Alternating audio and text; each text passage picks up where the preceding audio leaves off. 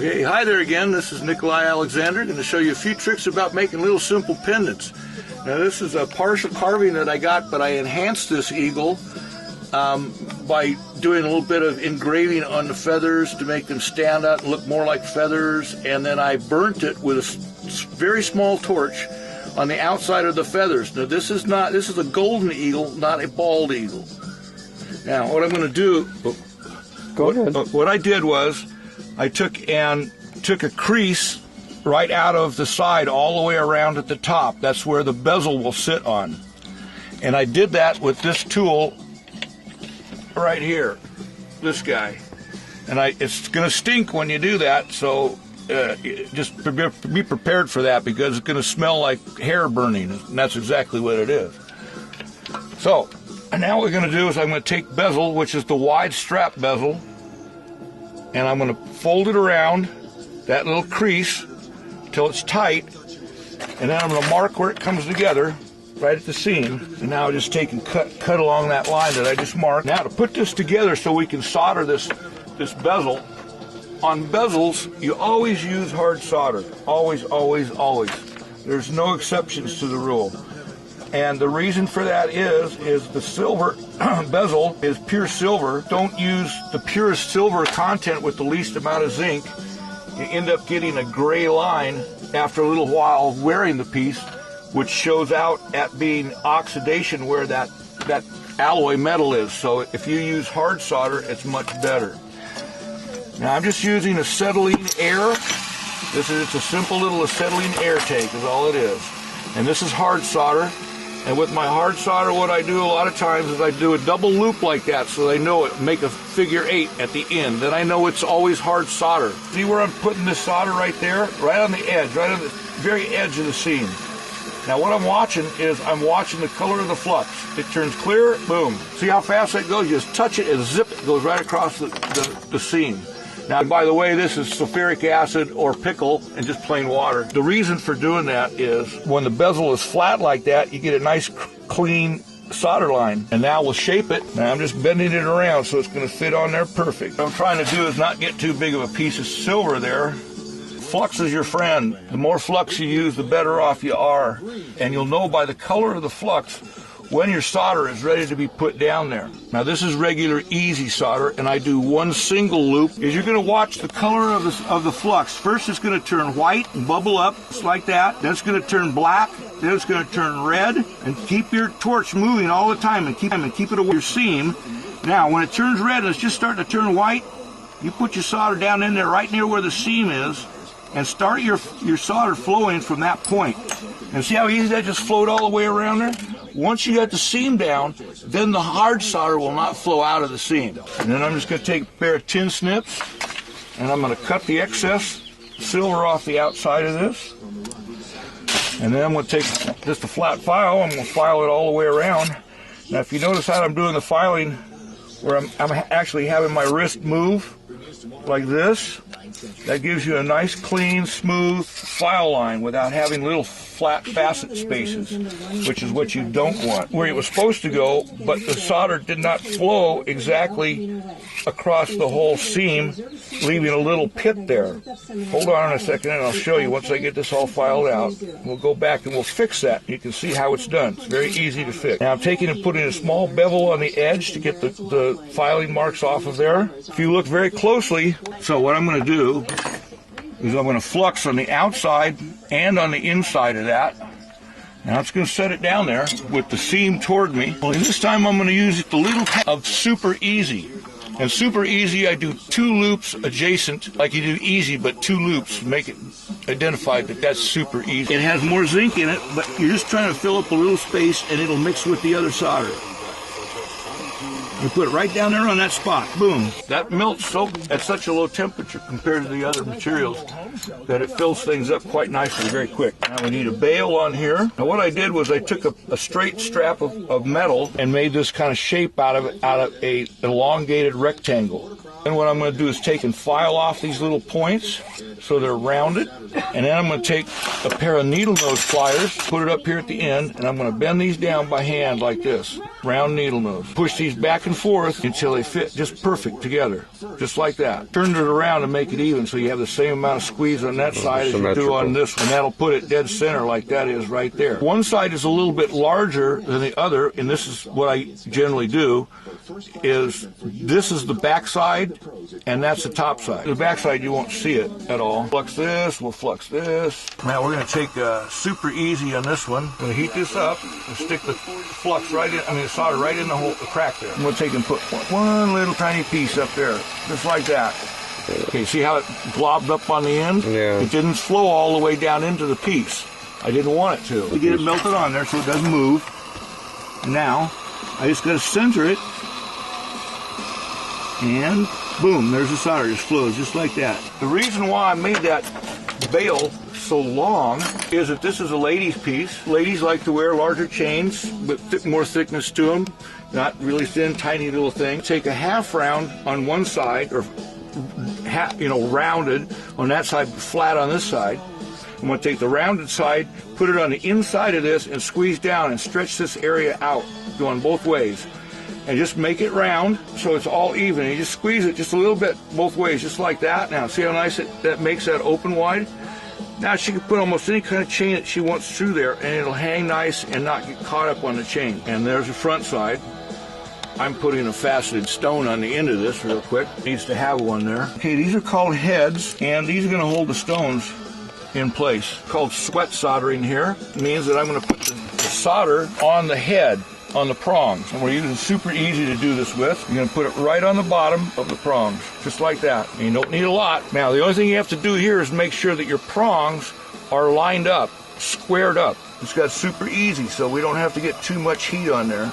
And when the solder flows, boom, it just goes. And once you've got it down, reheat it again real quickly. Let it seat itself. Make sure the solder flowed all the way around. Put it in the acid, rinse it off, and now we're going to do it.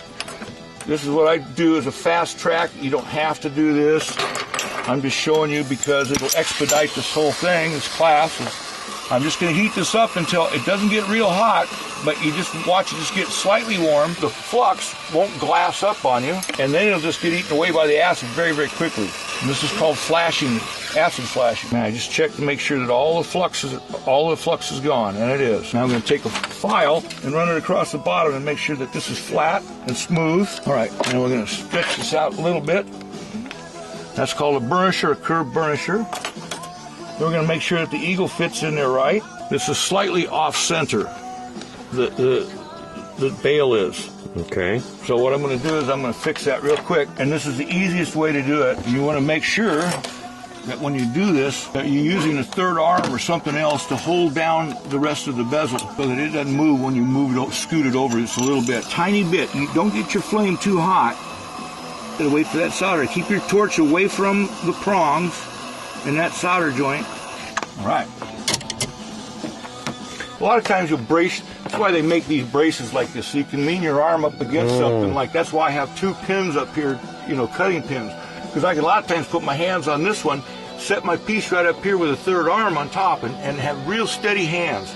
It does take steadiness. You cannot just be jerking things around. You've got to really take your time and make sure that what you're doing is going to be the only time you have to do that. You should reflux it, and I did, but I put a thin layer on there, knowing when I quenched it that most of it would flash off. Okay, there. all right. And if there was any left on there, it would look brown or red. And before we go and put the glue in there, I'm just going to make sure that this is going to be tight all the way around. Another burnishing tool. We're going to mix some epoxies here. And I prefer to use DevCon because it's quality. It dries fairly clear. If you need to have clear, they do have clear. This is just a regular 5-minute that you buy in almost any hardware store. It works fast and it works well. It doesn't take long for it to set up. And I just use like a little dentist spatula tool like that. Right. And you mix it both directions like this, like I'm doing. Make sure it's really mixed up well, because the better it's mixed up, the harder it'll set up. Now you don't want to put too much in there because you've got a little bit of space at the top, but you don't want this squeezing out very much on top of the eagle. Now I'm just making sure that I got enough, and I didn't have enough on there, so put a little blotch up there. Okay, now I got it. Now I'm just going to set it here for a few minutes and let that set up. And make sure you always clean your spatula off right away, because the only other way to get the stuff off of there is if you burn it off later on. And that stinks almost as bad as burnt ivory. Okay, this is healed up nicely now. The bail's a little tipped one way. So you just take those half-round flat pliers that you had before, and you're going to put it on the inside. Put your finger on both sides of the bezel and just bend it up a little bit on that side. Now it's centered. Now we'll cut the seat for the head, and I'm going to use what's called a step barrel burr. Very slowly, a little beeswax on your bit, and very slowly I'm going to push down and then wiggle it around. Just go like this a little bit to get that seat nice and seated in there.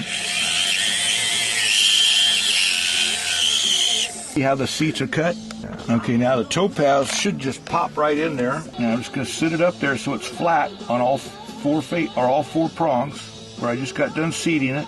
And once you get to that point, I'm going to take a pair of parallel pliers, and I'm going to squeeze from either side evenly. I'm going to do the same thing that way, opposite sides. And now take the tip of these parallel pliers and just barely grab the top end of the bezel. You're going to put one pair of the tips of the pliers right there behind the girdle, and the other one up on the tip of the prong, and you're going to bend the prong over just a little bit. See how that bent over? I'll do the same thing a little bit the other way. Always go opposite sides. If you do one side, then do the other side opposite it. Make sure that the prongs go down evenly. And I know there's more advanced methods of doing this. Most people don't have accessibility to those tools, and this is using the minimum of what you've got for the best way you can do it. Now, always take your burr out of your things, that way you don't break them. And I'm going to put what's called a cup burr, rounded on the inside, and that's going to round the end of the tips of the prongs so that they don't get caught on anything, and take a nice, even, smooth polish when you put the polishing wheel to it. And just rock it around like that. Now you can see by that one how nice this finish puts on the end of that. Do that to all of them, go all the way around, and this hones them down to keep them from getting caught on clothing and all kinds of things like that. Now I'm just going to make sure that they're all tight. Always take your bits out. Okay, now because this is ivory, you want to be careful about polishing it with too heavy a buffing compound that gets stuck to the ivory, because you're going to have to scrub it out of the ivory to get it out. Now this is just bobbing compound. And I'm going to use this to go around all these hard spots that are going to be hard to get to with the other wheels, and try and keep this part of it from being caught up, being dirty. You have more control over this little wheel than you do over a big one. And you can see how often I'm putting that compound on there. You have to put it on pretty regular. Basically, all I'm trying to do here is get the seam worked out right. The silver that's down on the bezel is pure silver, 999 fine, and the rest is sterling silver. Now here, you're always going to be looking for one thing when you get to the sterling silver, and that is to get rid of the fire scale. The fire scale is the alloy that comes to the surface of the metal when you solder, and usually that's a copper that they use in the alloying process, and you've got to get that all off of there, because if you leave the fire scale on, it will oxidize faster than the rest of it. So we'll just jump over to the big wheel over here. We'll put on the triply or the bobbing compound. That could be either one, triply or bobbing. And again, I'm trying to make one thing for sure happen, and that's to get rid of all the fire scale.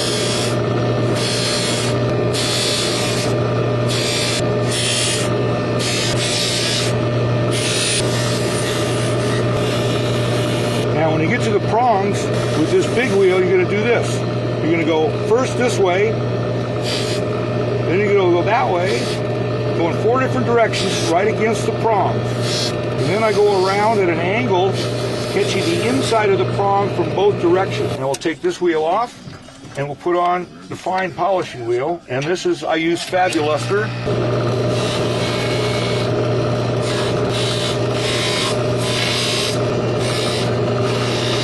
Fuzzies out. I'm just going to take and, rather than soak it in there, brush it and try and get the compounds that are there. Awesome orange and water. Does that work better than the Parsons blue? It does not, but the Parsons blue stinks really. Blue Parsons ammonia works better than anything, but you got to keep a lid on it when you're not using it. I'm just trying to clean off the polishing compound that's kind of piled up on the inside of the bale there. And you want to make sure you get all the stuff out of the bale.